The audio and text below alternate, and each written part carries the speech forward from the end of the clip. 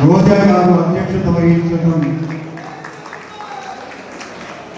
ఇక్కడికి విచ్చేసినటువంటి మీకందరికీ కూడా తమ్ముడు రామప్రసాద్ రెడ్డి గారు, మరో తమ్ముడు కుమారస్వామి రెడ్డి గారు, వేదిక మీద ఉన్నటువంటి నాయకులు, ఇక్కడికి వచ్చేసిన పెద్దలు, మీకందరికీ కూడా మనం జగనన్న నాయకత్వంలో పార్టీని మళ్ళీ పునర్వైభవానికి తీసుకురావడం కోసమని ప్రజల రంగంలోకి దూకటానికి తొలి మెట్టుగా ఈ రోజున ఈ సర్వసభ్య సమావేశాన్ని ఏర్పాటు చేస్తున్నాం.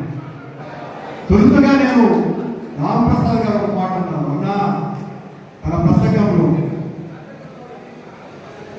రోజా గారు, రోజా అంటే నగిరికి రాజా లాంటి,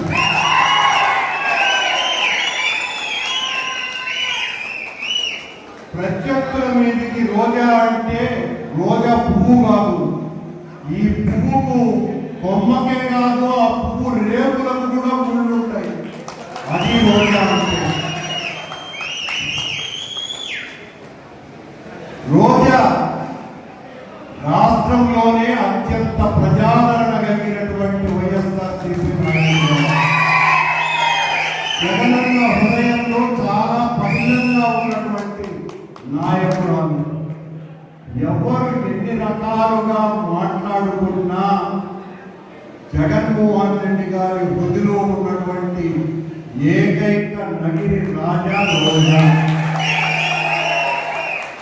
మిగతా వాళ్ళు ఈ అవాకులు జవాబులు మాట్లాడేటువంటి మాటలన్నీ పట్టించుకోవాల్సినటువంటి అవసరం లేదు. మొన్ననే మన నాయకుడు జగన్మోహన్ రెడ్డి గారు అన్నట్టుగా జమిలీ ఎన్నికలు అతి తొందరలోనే రాబోతున్నాయి. రోజా గారిని అత్యధిక మెజార్టీతో గెలిపించవలసినటువంటి బాధ్యత ఎందుకు ఉన్నది అంటే, ఓ శాసనసభ్యురాలుగా ఈ నియోజకవర్గాన్ని ఈ 75 సంవత్సరాలలో ఎవ్వరూ చేయనంత అభివృద్ధి చేసినందుకు ఆమెకు అర్హత ఉన్నది. అర్హత ఉన్నది కాబట్టి మనమందరము కూడా, నగిరి ప్రజలందరూ కూడా ఆ అర్హత పత్రాన్ని తెచ్చుకున్నటువంటి రోజా గారికి యోగ్యత ఛత్రం అంటే ఆ గొడుగును మనం ఆమెకు తప్పాల్సినటువంటి, ఎత్తాల్సినటువంటి అవసరం ఉంది. కనుక నగిరిలో రోజా గారి నాయకత్వాన్ని మరింత బలోపేతం చెయ్యమనే జగన్మోహన్ రెడ్డి గారు నన్ను ఇక్కడ అధ్యక్షుడిగా నియమించినారు అన్నటువంటి విషయాన్ని మీకందరికీ తెలియజేస్తూ, ఇప్పటికే చాలా కాలాతీతమైంది. నేను మళ్ళీ అన్ని పునశ్చరణ చేయడం కరెక్ట్ కాదు.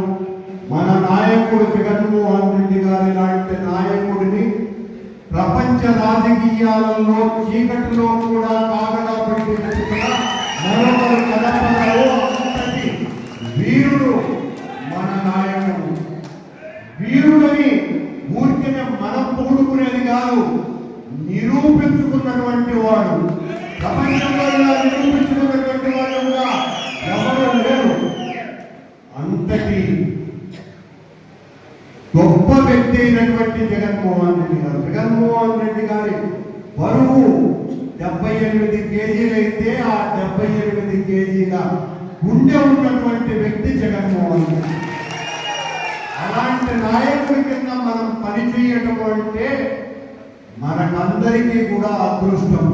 ఎవరో పరికమాలిన పార్టీలలో పరికమాలిన నాయకుల కింద లేదా అధికారం వస్తాదనే వాళ్ళ కింద పనిచేస్తాం అని అనుకునేటట్టుగా ఉండేటువంటి పార్టీ కాదు వైఎస్ఆర్ కాంగ్రెస్ పార్టీ. అంటే ఇది పోరాటాల పార్టీ, ఉద్యమాల పార్టీ, ఎవరినైనా ఎదిరించేటువంటి పార్టీ, దేనికి ఎవరైనటువంటి పార్టీ, ఎవరినైనా కూడా లెక్క చేయనటువంటి పార్టీ.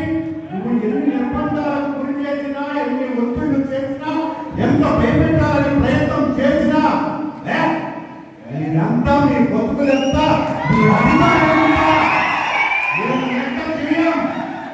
నేనున్నా నా పార్టీకి, నా పార్టీ వెనుక లక్షలాది మంది ఇలాంటి వీరులైనటువంటి కార్యకర్తలు, నాయకులు ఉన్నారు అని ధైర్యంగా చెప్పుకునేటువంటి నాయకుడి గొడుగు కింద మనం పని పనిచేస్తున్నాం.